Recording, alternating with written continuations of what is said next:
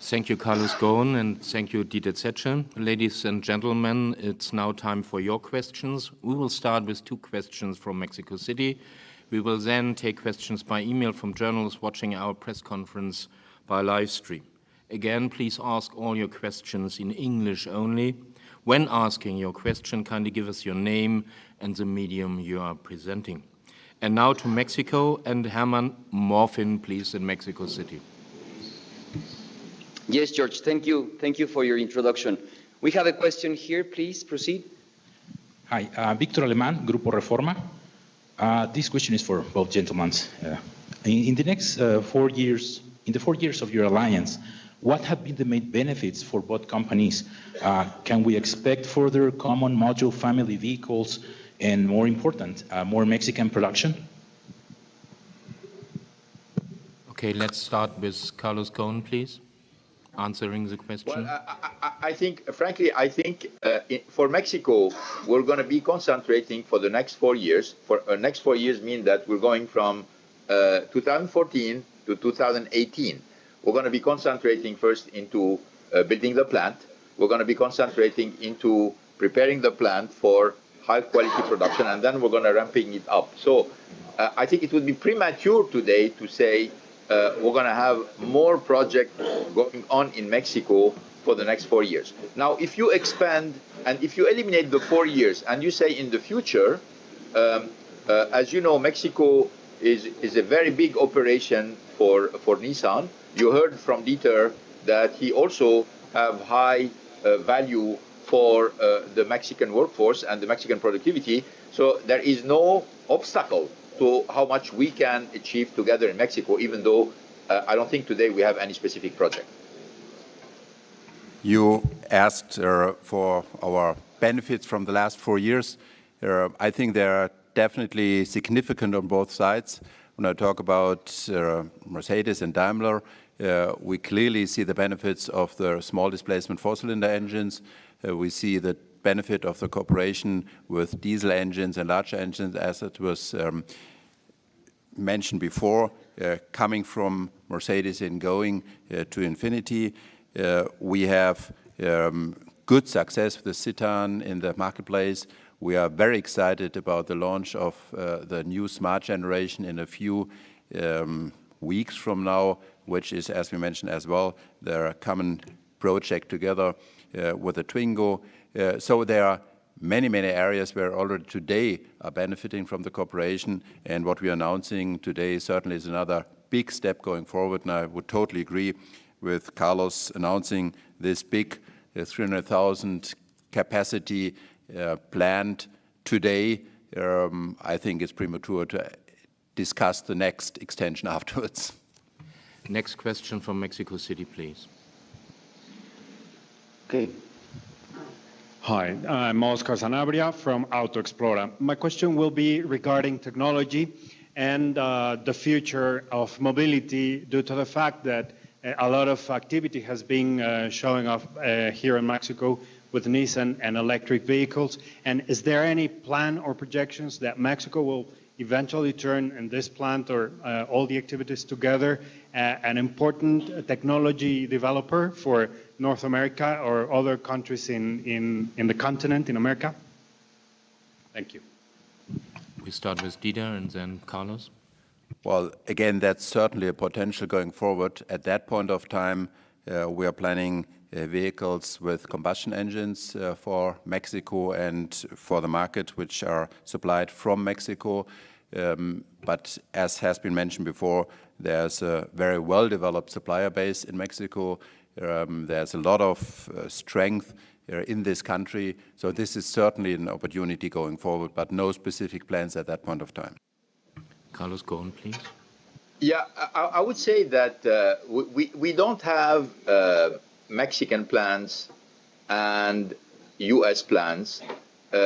We don't have a Mexican technical center and the U.S. technical center. In fact, we have North American plants and we have North American technical center, some of it based in Mexico and some of it based in the United States, which means that our Mexican plants today work as much, if not more, for the U.S. market than they work for Mexico. And the technical center we have also in Mexico is collaborating very intimately with the technical center we have in the United States. And frankly, there is no distinction between both of them. It's one team in two different countries. So to answer your questions, yes, we're going to have a lot of technological development. Yes, we're going to have a lot of products coming. The allocation of the project, that means is this part going to be done in Mexico or in the United States, in the technical center of Mexico or in the United States, is much more in function of the availability of, where do we have available capacity in order to do it. So yes, there are going to be more and more technological development in the North American continent, and this technological development will take place, I would say, in a balanced way between Mexico and the United States. So you can expect it. So the next question I take from the internet, it's a question from Jennifer Bayern, ARD German Television, to Dieter Zetsche. Mr. Zetsche, how will this new project affect your manufacturing base in Stuttgart? Certainly only in a positive way. With this plant in North America, we'll have better access to the growing demand in North America, and therefore we'll be able to sell more vehicles. As obviously, with a high degree of localization, still not all parts will come from North America. There will always be delivery coming from Germany, and therefore the German plants will benefit from this expansion as well. Next question comes from Akito Tanaka from Nikkei, goes to Mr. Goen. Mr. Goen, is there any plan to use a common module family platform with Daimler? Well, we have been saying yes. We will be working together. So we are sharing a lot of modules, and we are sharing a lot of technology. But at the same time, I think, as Dieter mentioned it, we are going to come with cars with completely different identities and different tastes corresponding to very different consumer. We mentioned many times that one of the reasons for which our collaboration with Daimler is so strong is because in all our analysis, everything we're doing, the cross-shopping between Daimler and any one of the brands of the Alliance is very, very small, which means that in a certain way, the fact that we have very distinct customer base, that we have completely differentiated products, is making this cooperation much easier. But yes, there is a lot of development in terms of technology, and there is a lot of things developed in common, particularly things which are not visible in a certain way to the consumers. Next question goes to both CEOs. It's from Ed Taylor from Reuters English News Service. Will the cars be built on the MFA architecture, and could we also see Nissan vehicles both built in Rastatt or at a Mercedes factory somewhere in Europe? Would start with Dieter and go on with Carlos. As we know, and as has been shown in the little video clip in the beginning, there's already one Infinity vehicle which is starting from the current MFA architecture. Of course, when we talk about the next generation, we will use as much as makes sense from the current architecture to develop the new architecture. In this sense, there is some MFA foundation, but this is a co-development. We're going for a new generation, and we're developing that together, and therefore it's not really, doesn't mean a lot whether we call that next MFA or whatever. It's our mutual development to come up with a new fantastic compact car architecture which serves to offer great vehicles for Infinity and for Mercedes. Carlos? Yeah. Well, maybe first, I obviously agree completely with what Dieter said.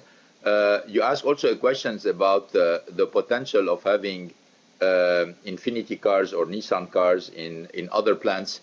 We never envision it, not because it's a taboo subject, it's just because there is no need. And as we mentioned many times with Dieter, every time there is a need from one company. We analyze it very clearly, and if we can bring a solution which is a win-win for both company, we then decide to move on. But so far, this perspective did not present itself, neither from Nissan nor from other partners in this partnership. Next question is from Doran Levin from Fortune.com to Carlos Ghosn. Who will manage the factory in Aguascalientes? We agreed with Dieter. Obviously, we're going to have a board of directors, and what we agreed is the CEO of this company, which is basically going to be the plant manager, is going to be from Nissan, but he will be surrounded with the CFO and the CQO. CQO is the Chief Quality Officer, and the CFO is the Chief Financial Officer nominated by Daimler. This is the initial scheme, but then we can move the scheme. That means it is totally possible that after a few years, while the CEO will become from Daimler and other job can be nominated by Nissan. And we started with the CEO from Nissan because, as you know, Aguascalientes today is a big production center of Nissan, and we thought that it would be much better for building the plant and ramping up the plant to start with somebody who knows very well the area and is familiar with the complex of Nissan in Aguascalientes. Ultimately, it shouldn't mean a lot who comes from whom, but we just want to have the best people operating this plant, and that's what we will be striving towards. Next question is from Annika Graf from German press agency to Dieter Zetsche. Which models will Daimler produce in Mexico, Dieter?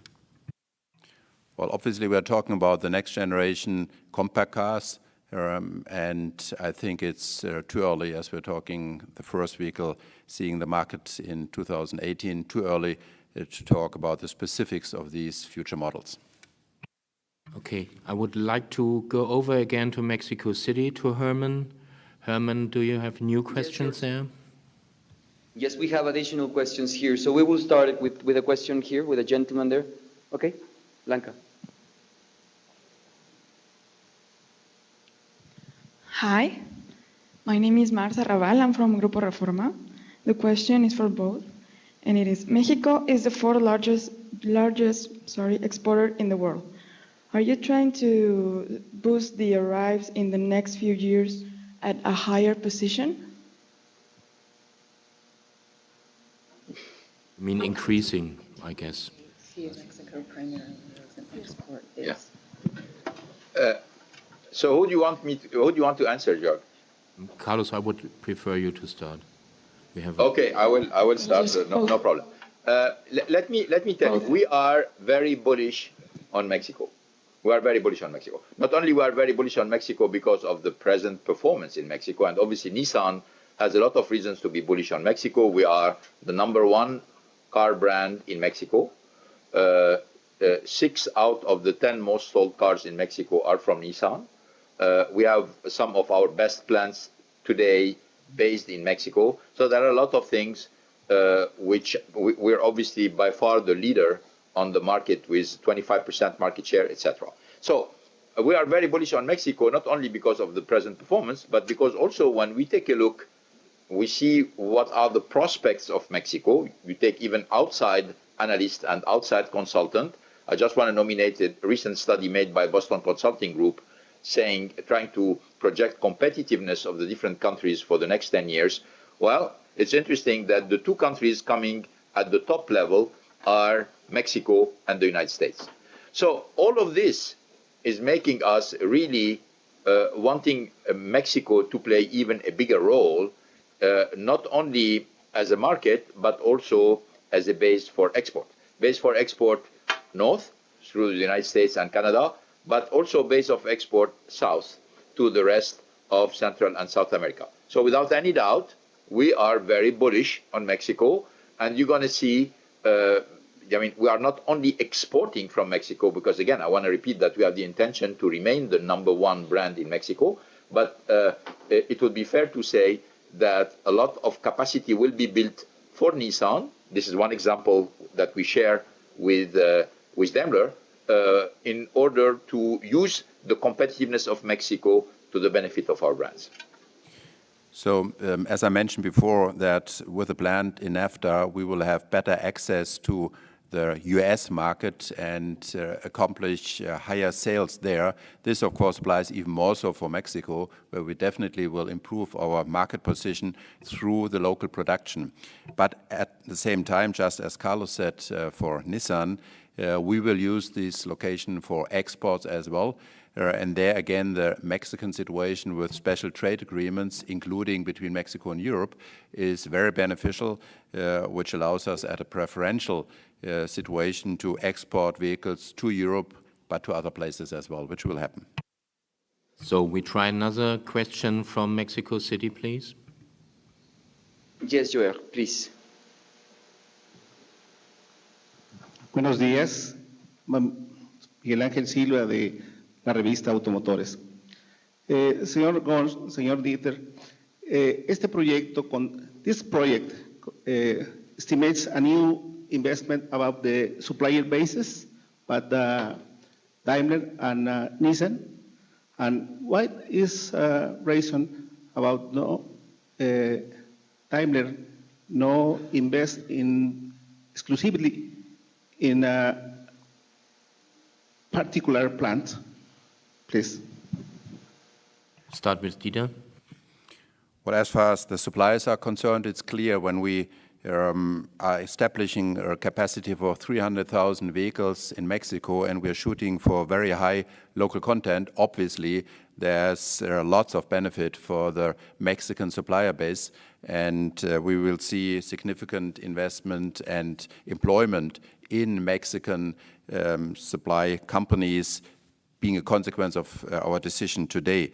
To your second part of the question, as we mentioned before, working together means sharing development costs, means creating opportunities of scale position, where by adding volume, the suppliers can more efficiently develop parts for us.